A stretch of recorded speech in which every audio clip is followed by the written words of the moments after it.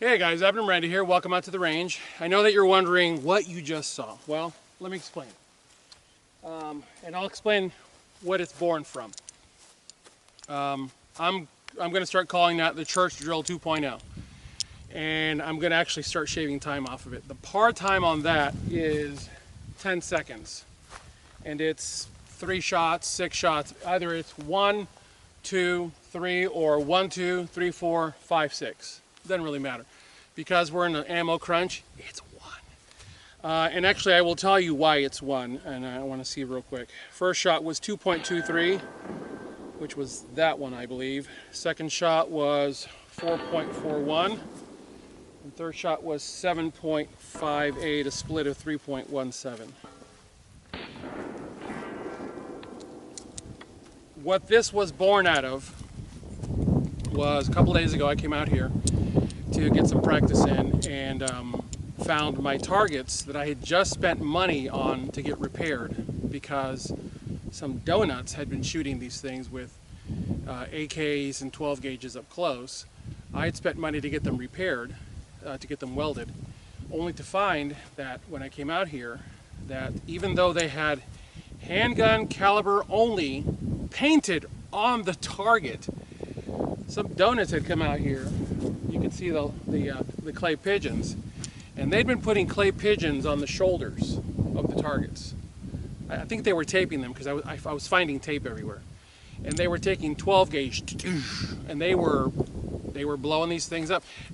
Guys, you have to be a special level of weak-minded if you're shooting clay pigeons off of steel targets. Isn't the steel target enough, right? So my newly repaired targets now had all kinds of edge fractures because they were specifically being shot at on the edges with the clay pigeons. And then I found rifle casings over that way, about 15 yards in that direction, and the targets were standing about right here, and they had shot the stuffing out of the edges once again, I guess going for clay pigeons again. And I went, oh, we're doing that now. We're destroying people's property. Okay. So I then spent the next hour and a half collecting all of my steel, putting it in the vehicle, and hauling it home. And what it did for me was it actually gave me a blank canvas to work with out here. So now, I came out today. Today's Easter Sunday 2021. Our Lord is risen. And I came out here on Easter Sunday because my wife is at work. My daughter's at work, my other daughter's at home, chilling out, doing her own thing, and I'm like, well, I'm not wasting a beautiful day like this sitting at home. So I came out here and I thought, you know what? Let's do Church Drill 2.0, something I was thinking about. It's actually a combination of Church Drill 2.0 and something that I came up with a while back called the Low Moment of Inertia Drill. And what that is, when you shoot and then you rotate, what did I just do? I sucked the gun in and spun around with it. Oh, by the way, 10 yards from where I'm standing, this is my church pew. It also holds my timer. And then that out there is roughly 75-ish yards from where I'm standing, 5 yards. So what I wanted to do was do 10 yards, headshot, and then try to get whatever. Guys, at this distance with a handgun, you're not going to pick where you're going to hit this guy. You're going to be lucky if you actually hit that guy out there. But what I was after was the drill that sucks you in, because hitting here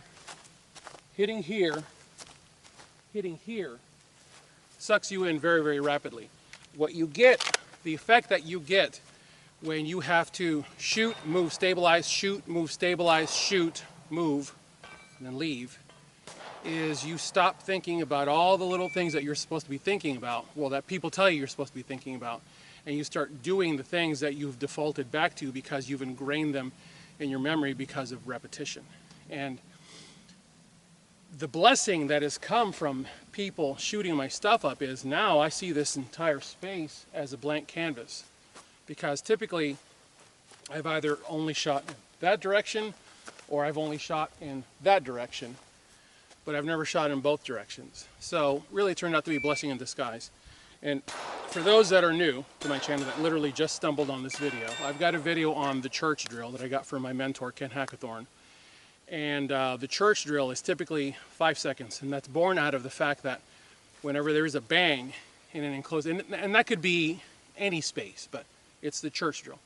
When there's a bang in an enclosed space, everyone hunkers down, and the person who trains with a defensive mindset hunkers down and immediately must say that's a gunshot, and the gun has to come out, or at least hand on gun, and you've got to be identifying the threat. Once you identify the threat, you have to remember that the clock is running. That bang is 1, 1,000, 2, 1,000, 3, 1,000. And the reason the par time on the church drill is 5 seconds is typically you only get 5 to 6 seconds before this turns into ah, and everybody starts running around on you. And at that point, you are now in a position where you may have to start plowing through people to get at the threat.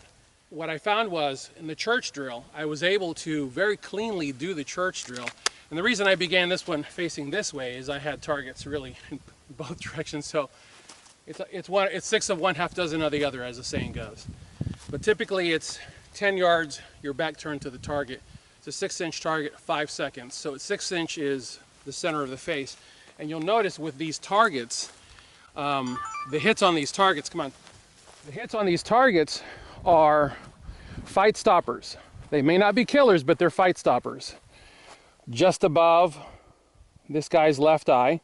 With all honesty, guys, any type of head hit is a fight stopper. Think about when you were a kid and someone beamed you really hard, even with a wiffle ball bat. If you took a wiffle ball bat to the face, to the head, to the neck, whatever, it stopped you. That's a fight stopper. Both of those are fight stoppers. Out there, like I said, whatever I can hit on that guy makes him rethink his position. Hey, this guy's only got a handgun, let me go get him. Well, guess what? I just hit him with a handgun. The first one was straight up bonehead.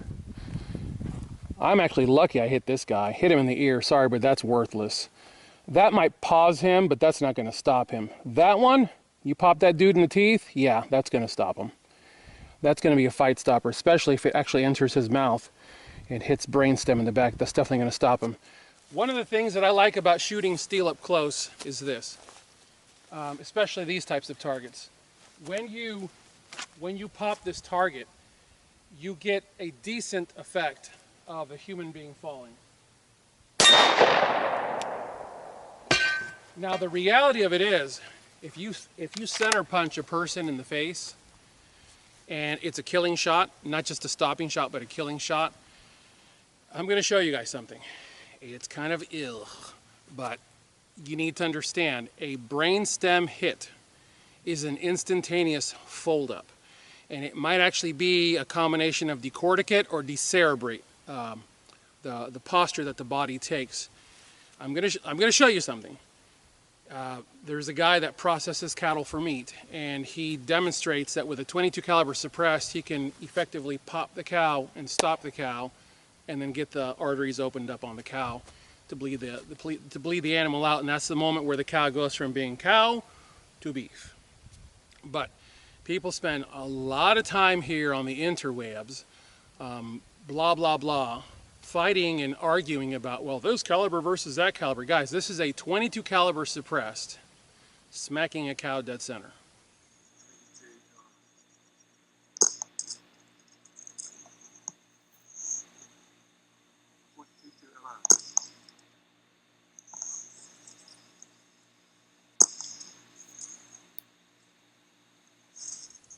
Now, based on that right there, you need to understand something.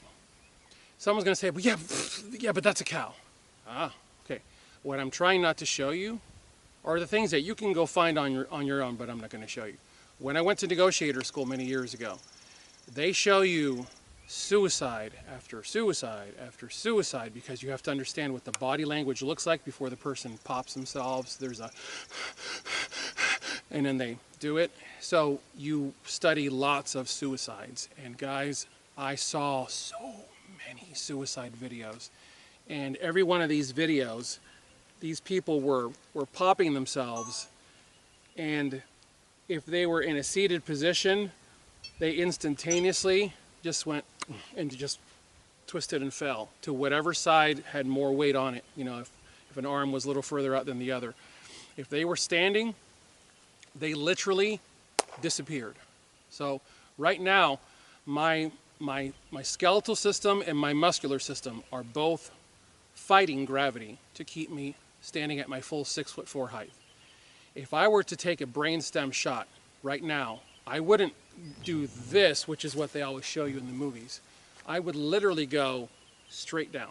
That means that my knees will buckle inward and probably snap from the weight, and I will crumple straight down into a heap of bone, muscle, and fluids. People literally just disappear. In fact, if you read the Eric Haney and some of the other people that are former Delta and the descriptions of what they talk about, they say it's almost as if the person has been sucked up by the earth. You see a vapor of pink, because, you know, headshots generally produce brain matter, and you see a vapor of pinkish gray brain matter, and they say the person just disappears from your sight. It's a muzzle flash and that guy's gone. And then you just move through him and you go to the next one. And so this is the best I can do, okay? This is the best I can do. I've actually thought about perching these so that they just simply fall off, but this is the best I can do. And this allows me to track to the ground, which is what we're always being told, track the target to the ground. And then of course, I have the motion of low moment of inertia by drawing the gun in and punching out. And look at where my feet are. What kind of shooting stance is that? It's the shooting stance that I've got at that moment. So it's this one, and then it's that one. Once again, weird shooting stance, right? There's a lot of argument given to the shooting stance. Guys, the shooting stance could be this. I'm sorry, the shooting stance could be this. It could be this. It could be this. It could be this. It doesn't matter. Whatever this shot requires, whatever these shots require of you is what your shooting stance is going to be. That's why this drill means so much to me. What started out as a curse against me with people shooting at my targets has really turned out to be quite a blessing on Easter. So with that, I will let you guys go. As always, I thank you for watching. God bless you all. Get those guns out and practice. Have a good one.